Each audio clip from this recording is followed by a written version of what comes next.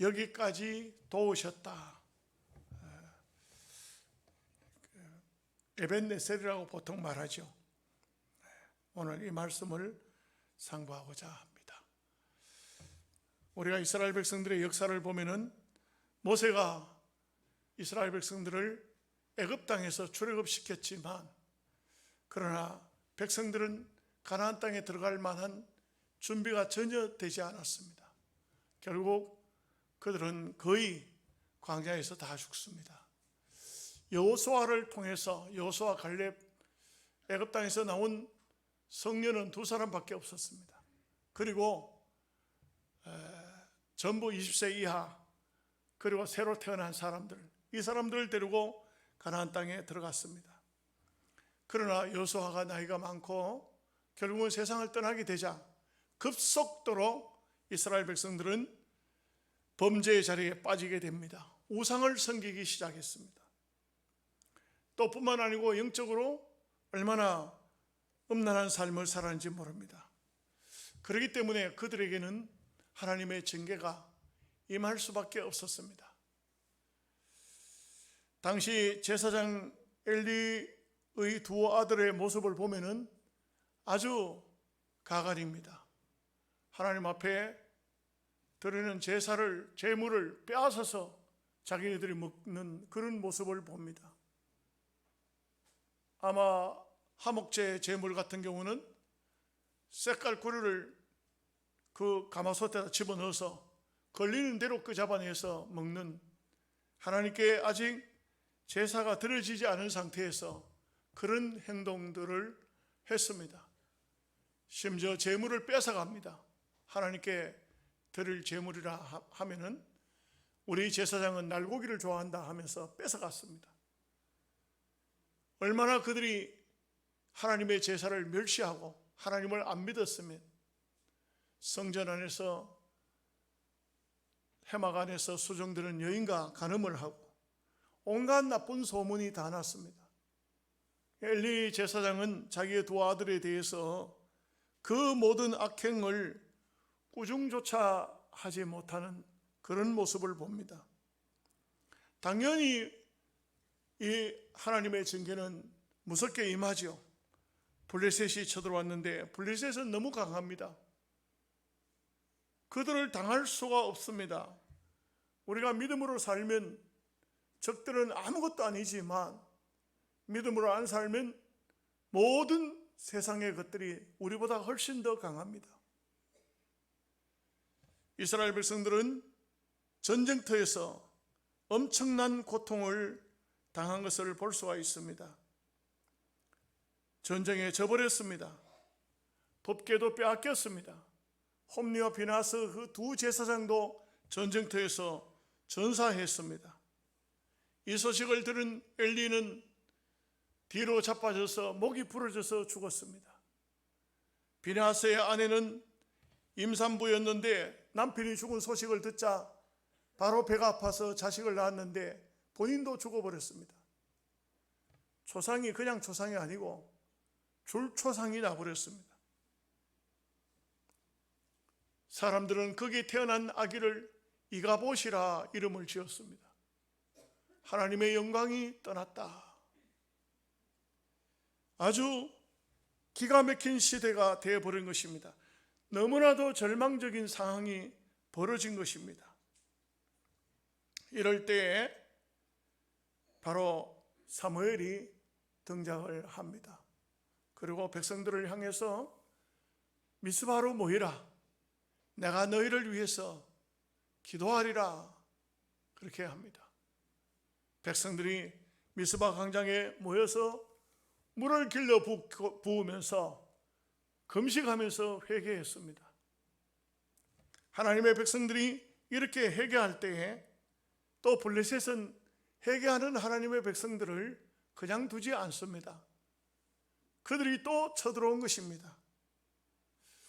백성들은 두려웠지만, 그러나 새로 등극한 사무엘 선지자가 하나님 앞에 기도하고 있고 백성들을 나가서 싸웠는데, 하나님께서 놀랍게도 옛날에 빼앗겼던 땅까지 도로 다 회복하는 그런 역사를 나타내 주셨습니다. 이스라엘 백성들에게 죽은 사람보다는 하늘에서 우박을 내리 때려가지고 우박이 죽은 사람이 더 많았다고 성경은 말씀하고 있습니다.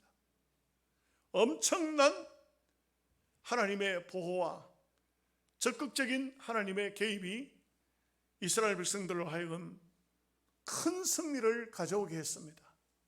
그랬을 때에 오늘 말씀처럼 사무엘이 돌을 취하여서 미스바와 센 사이 거기다가 돌을 세우고 하나님께서 여호와께서 여기까지 우리를 도우셨다. 그리고 에벤에셀이라 이렇게 그를 이름을 지은 것입니다. 하나님이 우리를 도우셨다.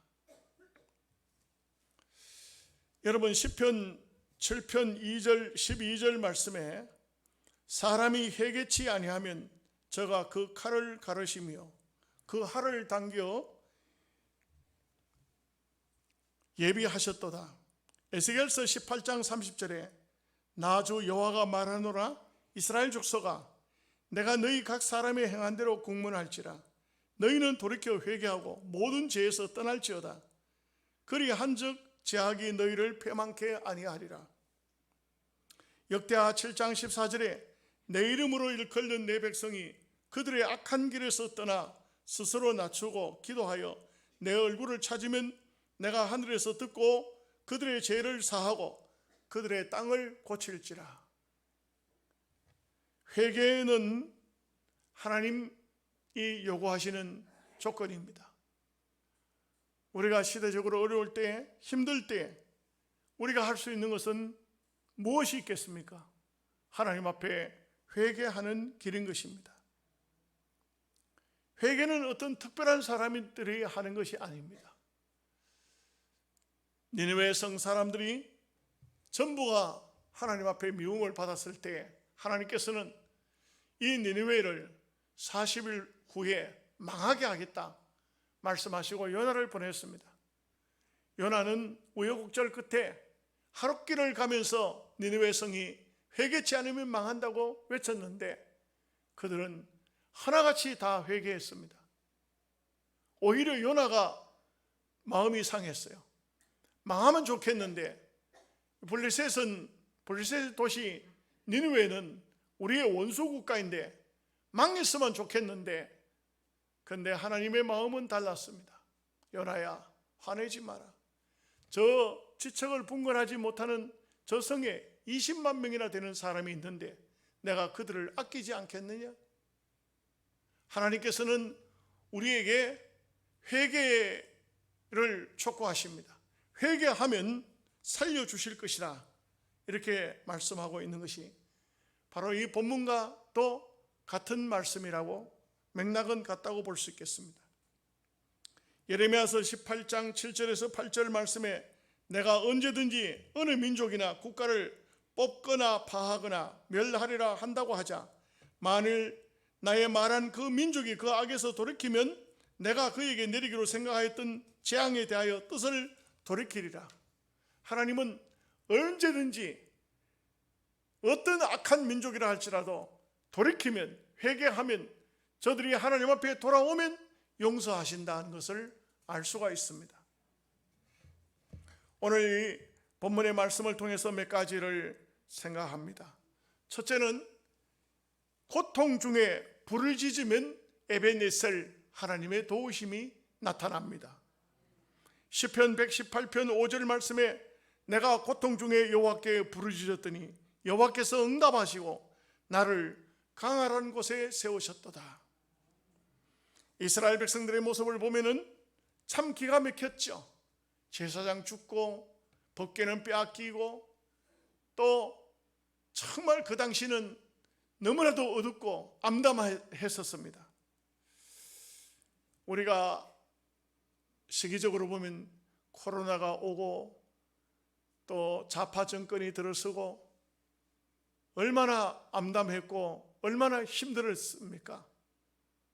우리의 기도는 전부 거꾸로 갔습니다. 하나님 보수 정권에 앞으로 멸망이 와서는 우리가 교회가 어떻게 살 방법이 있겠습니까? 그렇게 했지만 결국 보면 무너지는 이런 모습들을 보면서 우리가 느껴야 되는 것은 죄는 사람을 망하게 한다는 것입니다. 어떤 누구도 예외가 없다는 것을 가르쳐주고 있습니다. 사무엘상 7장 5절 말씀에 사무엘이 이르되 온 이스라엘은 미스바로 모이라. 내가 너희를 위하여 여호와께 기도하리라. 하나님께 기도하는 길만이, 하나님께 부르짖는 길만이 우리가 어려운 상황에서 벗어날 수가 있는 것입니다. 열왕기상 18장 42절에 보면 3년 6개월 동안 비 한 방울 내리지 않는 이스라엘 천지에 온 초목이 다 죽어갈 때에 오직 엘리야 한 사람이 하나님 앞에 간절히 간구합니다. 갈멜산 꼭대기에서 진짜 가짜 신 가리고 난 다음에 그 가짜 신 섬기는 제사장들을 다 죽이고 그 다음에는 두 무릎 사이에 머리를 집어넣고 7번씩이나 간곡히 기도하는 이런 모습을 봅니다. 여러분, 어떤 문제가 있든지 무릎 사이에 머리를 집어넣고 7번 기도하면 하나님께서 응답하시지 아니하실 리가 없습니다. 어떤 문제가 생겼든지 어떤 어려움이 있든지 여러분, 기도할 수 있으면 그 사람은 삽니다. 기도하지 못하면은, 기도할 힘이 없으면, 기도할 능력이 사라지면 죽어야 됩니다. 그렇지만 기도할 수 있다면 살 수가 있다는 것을 성경은 말씀하고 있습니다. 예수님은 하나님의 아들이시라도 누가복음 22장 4절 말씀에 힘쓰고 애써 더욱 간절히 기도하시니 땀이 땅에 떨어지는 핏방울같이 되더라. 이 기도를 통해서 십자가를 질 수 있는 힘을 얻으신 것입니다.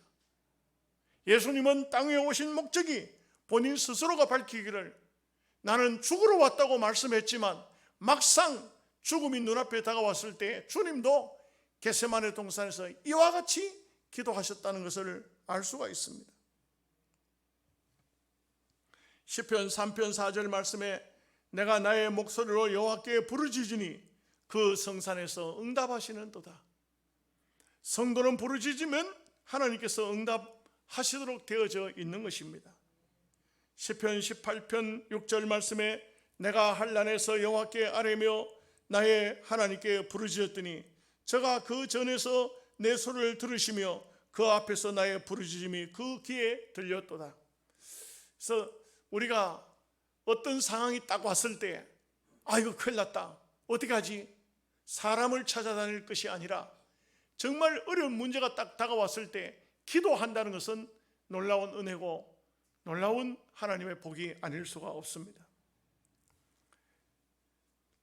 예레미야서 33장 2절에서 3절 말씀에 이를 행하시는 여호와 그 이름을 여호와라 하는 자가 이같이 이르노라. 너는 내게 부르짖으라. 내가 네게 응답하겠고 내가 알지 못하는 크고 비밀할 일을 내게 보이리라. 예레미야서 29장 12절에서 13절 말씀에 너희는 내게 부르짖으며 와서 내게 기도하면 내가 너희를 들을 것이요 너희가 전심으로 나를 찾고 찾으면 나를 만나리라. 우리가 어려운 큰 문제가 있고 사건이 있을 때 기도할 수 있는 마음이 있다면 이것은 하나님의 은혜입니다. 왜냐하면 그 기도를 통해서 그 어려움은 반드시 해결되고 그리고 해결되고 나면 간증은 남습니다. 우리가 신앙인들의 모습을 보면 하나같이 큰 어려움을 당했을 때 기도하는 이 모습을 볼 수가 있습니다. 그래서 예를 들어 보면 다니엘 같은 경우에도 사자굴이 눈앞에 다가왔지만 그래도 기도했습니다. 또 사드락 메삭 아벳느고도 보면은 풀무불이 눈앞에 있을지라도 하나님을 전적으로 의지하고 믿었습니다. 이것이 바로 승리의 방법이었다는 것을 알 수가 있습니다.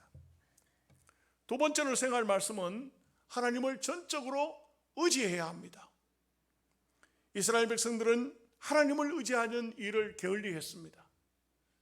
말하자면 그들은 세상적인 방법으로 이 문제를, 이 어려움들을 해결하려고 했습니다. 전쟁에 나갔더니만 4,000명이나 되는 사람이, 젊은이가 죽었습니다. 엄청난 전쟁의 실패가 온 겁니다. 이게 한두 명이 전쟁터에 죽은 것도 문제겠는데 4,000명이나 되는 사람이 죽었습니다.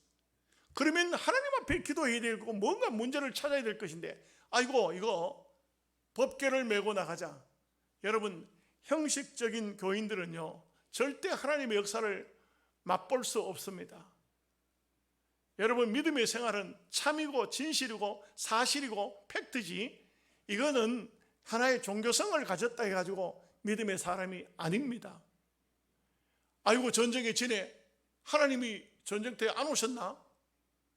법궤를 가져오면은 하나님이 여기에 함께 하시겠지? 법궤 가지고 갔다가 법궤까지 빼앗겨 버렸습니다. 제사장들도 전쟁터에 다 죽고 말았습니다. 여러분, 신앙생활이라는 것은 직접적으로 하나님 살아계신 것을 정말 피부로 느끼면서 그렇게 사는 사람이 있고, 하나의 형식적으로 그렇게 하는 사람이 있습니다. 그런 얘기가 있잖아요. 어떤 사람이 늘 교회 가가지고 아버지 주여 하는데 어느 날 하나님께서 대답을 하신 거예요. 네 문제가 뭐냐 하니까 그만 그 자리에서 기절해 버렸던. 하나님이 대답을 하셨는데 기절해 버렸다. 우리가 신앙생활하는 것은 절대 하나님 앞에 살아계신 하나님을 온전히 믿는 그런 믿음을 가져야 되죠. 우리가 신앙생활하는 것은 이 바로 하나님이 나와 함께하는 생활, 그야말로 에베네셀 하는 것은 하나님이 함께 하신다는 것이거든요. 하나님이 함께 하신다. 여러분, 세상 사람이지만, 세상 사람들의 이야기지만 그런 얘기가 있어요. 중국의 그 한나라, 중국의 한나라 통일 왕조를 세웠을 때 황제가 심심하니까 이렇게 한신한테 자기 요즘을 말하면 뭡니까? 국무총리쯤 되겠죠. 한신한테 물어봅니다. 공은 내가 사람을 거느리면 얼마나 거느릴 수 있다고 보? 하고 물었습니다. 왜냐하면 한신은 아주 유명한 지혜자고 또 장군이고 그렇잖아요. 많은 군사를 거느렸던 사람 아닙니까? 그러니까 왕은 전쟁을 안 하잖아요. 그러니 이제 신하하고 임금하고 둘이서 이제 말을 주고받는데, 나는 당신은 아주 큰 군사를 거느리고 전쟁에 승리했던 사람이지만 나는 군사를 거느리면 얼마나 거느릴 것 같소? 하고 물었더니 한신이 하는 말이 대왕께서는 한 10만 명 정도 거느릴 수 있습니다. 10만 명 하면 굉장한 숫자지만 중국에서는 10만 명은 일도 아닌 거예요. 아무것도 아닌 거예요. 그러니까 이 임금이 조금 좀 속이 언짢았어요. 그래가지고 그대는 그러면 사람을 얼마나 거느릴 수 있어? 하니까 저야 뭐 있으면 있는 대로 다 거느리죠. 그러니까 이게 비교가 안 되는 거예요. 비교가. 그러니까 왕이 소위 뿔이 나겠죠. 뿔이 나가지고는, 그래가지고는 어째서 공은 사람이 많으면 많을수록 다 거느릴 수 있다고 하고 나는 10만밖에 안 된다고 하고 했더니 이거 한신이 큰일 났어요.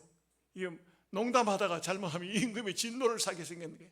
그러니까 한신한 사람이 딱 머리가 떠오르는 게 뭐냐면, 전하, 평하께서는 머리들만, 우두머리만 10만 명을 거느릴 수 있고 내야 뭐 졸개들 거느리니까 10만 명의 군사를, 우두머리를 거느릴 수 있는 대왕께서는 하늘이 낸 사람입니다. 이렇게 그거 한마디로 다 그만 누그러져 버렸어요.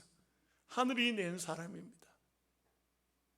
그런 말이 옛날 중국의 역사 속에 보면 나오는 것입니다. 그래서 그 뒤부터는 황제를 항상 하늘이 낸 사람이라 이런 말들이 돌았던 것을 볼 수가 있습니다. 시편 121편 1절 말씀에 내가 산을 향하여 눈을 들리라. 나의 도움이 어디서 올꼬? 나의 도움이 천지를 지으신 여호와에게서로다. 오늘 역사의 주관자는 바로 하나님이시죠. 그 하나님을 의지한다는 것은 우리 신앙인에게 있어서 기본입니다. 진정으로 하나님을 의지하고 하나님의 도움을 받아야 되는 것이지, 이 땅 위에 어떤 인생도, 어떤 잘난 사람도 하나님의 도움 없이는 살 수가 없습니다. 이사야서 41장 10절 말씀에 두려워 말라. 내가 너와 함께 함이니라. 내가 너를 굳세게 하리라. 내가 너를 도와주리라. 참으로 나의 의로운 오른손이 너를 붙들리라. 여러분, 하나님의 백성은 하나님의 도우심이 있어야만 승리적인 삶을 살 수가 있습니다. 그래서 사실상 엄격히 따지면 우리는 에벤에셀 하나님, 하나님의 도우심으로 여기 와 있는 것입니다. 오늘 우리는 나면서부터 죽는 그 순간까지 하나님의 도움이 필요 없는 인생은 아무도 없습니다. 예수님께서 하신 말씀이 어린 소자 하나도 없이 여기지 말라. 그 어린 소자 하나에게도 그들의 천사가 날마다 아버지를 배웁니다. 우리의 곁에는 우리가 알지 못하지만 천사가 와 있는 것입니다. 항상 우리를 도우려고 천사가 와 있습니다. 여러분, 그걸 믿으셔야 됩니다. 하나님이 나를 돕고 계신다. 세 번째는 에벤에셀은 온전한 헌신이 바로 에벤에셀의 하나님의 도우심에 귀한 축복이 이루어지는 것입니다. 로마서 12장 1절 말씀에 그러므로 형제들아 내가 하나님의 자비하심으로 너희를 권하노니 너희 몸을 하나님이 기뻐하시는 거룩한 산 제사로 드리라. 이는 너희의 드릴 영적 예배니라. 우리가 우리 자신을, 우리 몸을 하나님께 온전히 드리게 되면 하나님께서는 이 헌신을 기뻐 받으시고 언제나 하나님이 함께 하시는 것입니다. 성도의 삶이라는 것은 그렇습니다. 하나님이 함께하는 삶, 이거보다 더 귀중한 일은 없습니다. 조성원 목사님이라고 계시는데 성결교 목사님이세요. 이 목사님이 어느 날 그 옛날 얘기를 하는 겁니다. 옛날 얘기를. 술을 먹고 교회 앞을 지나가는데 그 교회가 좀 궁금한 거예요. 그 교회를 한번 들어가 보고 싶은 생각이 들어요. 그러니까 술이 만땅 취한 상태에서 건들건들 교회당 문을 열고 들어온 겁니다. 앞에서 안내 보던 집사님이 보니까 술 취한 사람이 들어오거든. 그렇게 이 교회를 들어온 사람이, 술 취한 사람이 들어오니까 어떻게 오십니까? 하고 물은 거예요. 그러니까 내 딸 찾으러 왔다고. 딸 찾으러 왔다. 그러니까 그분을 보고 집사님들이 예배 마친 다음에 딸 찾아가라고. 딸도 오지도 않았는데 딸 찾으러 왔다. 예배 앉았는데 술 취한 사람이 뒷자리에 앉아가지고 술 냄새 풍기면서 비스듬히 앉아있는데 설교를 듣는데 그 목사가 이상하게도 전부 자기 이야기만 하는 것 같거든. 그 이상하다. 그래서 그 설교를 듣고 난 다음에 이제 나오는데, 예배를 마치고 나오는데 그 집사님이, 안내보던 집사님이 주일날 또 오세요. 그래서 얘기를 했는데 이 사람이 그 다음 주일날 또 온 거예요. 네, 술 취한 사람도 교회에 왔다가는 예수 믿을 수 있어요. 온 거예요. 근데 목사님이 가면 보니까 설교를 너무 진지하게 들어. 잘 듣는다 이 말이에요. 그 이분이 그때부터 신앙생활을 하기 시작했어요. 여러분, 어떤 일이 벌어진지 아세요? 이분이, 목사님이 너무 신앙생활을 열심히 하니까 예배 시간 1시간도 빠지지 않고 먼저 나와서 찬송을 부르고 또 기도하는 모습을 보니까 너무나도 이뻐 보이고 착해 보였어요.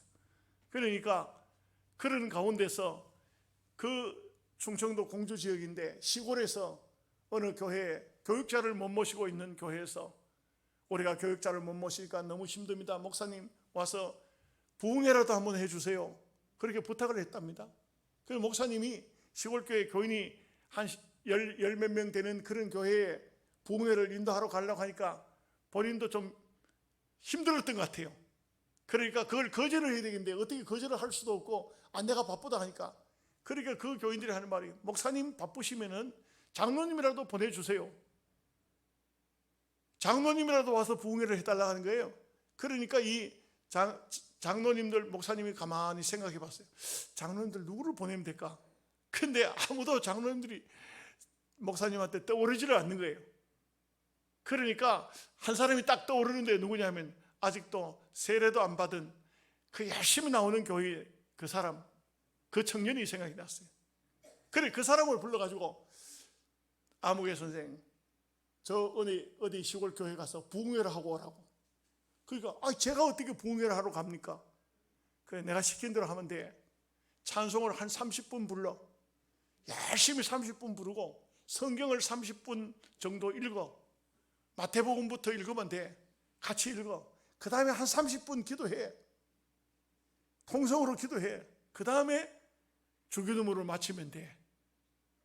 그게 부흥회입니까? 그러니까 이 목사님이 시키는 대로 이 사람이 가서 부흥회를 하는 거예요. 정말 묘하지요? 놀랍지요? 세례도 안 받은 사람이 말이 됩니까? 이렇게 부흥회를 하는 거예요. 그런데 일주일 동안 계속해서 시간마다 찬송 부르고 말씀 읽고 말씀을 교독하고 그 다음에 통성으로 기도하고 하는데 그 교인들이 다 은혜를 받았어요.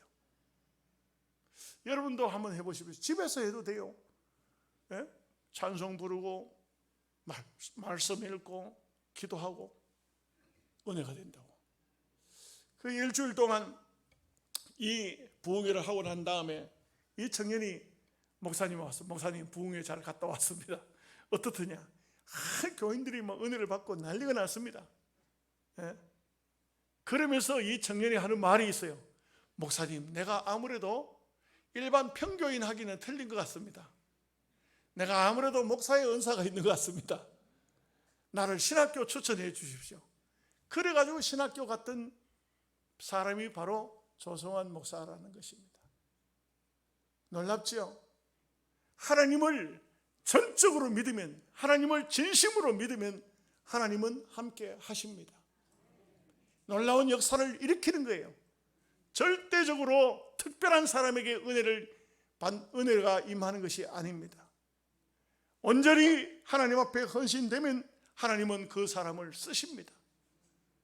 마태복음 26장을 보면은 마리아라는 한 여성이 300데나리온 되는 향유를 가지고 예수님께 나와서 그 향유를 깨서 그 향유를 예수님의 머리에 부었습니다. 제자들은 막 난리가 났어요. 이 비싼 걸 갖다가 이걸 허비하느냐고 난리가 났습니다. 그러나 예수님께서는 개혁판 성경을 보면 이 여자가 행한 일을 기념하라, 많은 사람에게 알리고 기념하라, 이렇게 말씀하신 것을 볼 수가 있습니다. 주님이 보시는 것은 온전한 헌신을 보고 계십니다. 이 말씀 속에도 보면 여기에 9절 말씀에 보면 사무엘이 젖 먹는 어린 양 하나를 가져다가 온전한 번제를 여호와께 드리고 이스라엘을 위하여 여호와께 부르짖음에 여호와께서 응답하셨더라. 여러분, 우리가 하나님 앞에 날마다 제사, 날마다 예배를 드리지만 온전한 마음으로 하나님께 예배할 때에 우리 하나님께서는 그 예배를 받으신다는 것입니다.